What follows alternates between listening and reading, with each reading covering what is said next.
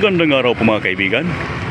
Ngayon ay gusto ko pong ipakilala sa inyo ang aming bayan para po sa mga bisita na gustong pumunta rito sa aming lugar.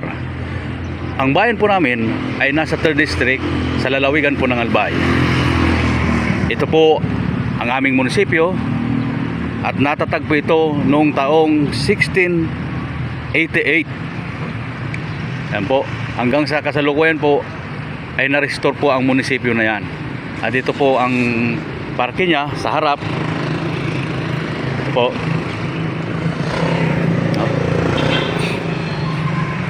At yan naman po ay ang SB building. Yan po ginagawa ang sesyon ng Sangguniang Bayan.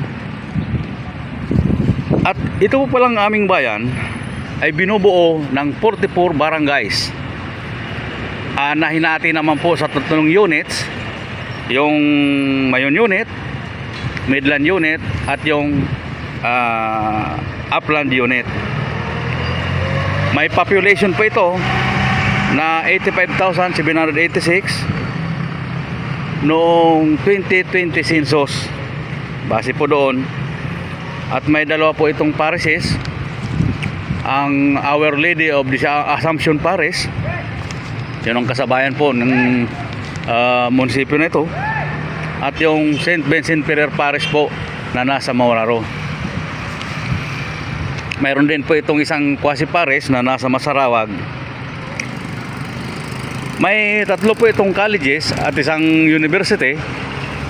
At ito naman po ang aming simbahan, yung Our Lady of the Assumption Parish. Ito po yung entrance sa likod po. At yan po ang loob ng simbahan.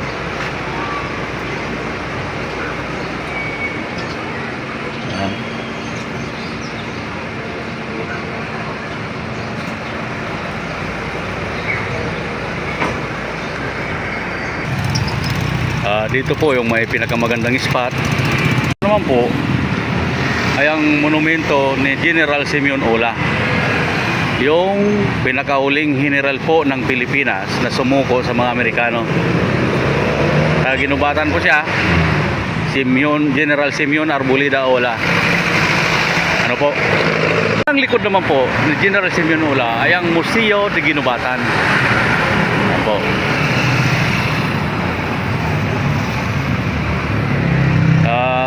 Nasa loob po niyan yung mga artworks. Yan.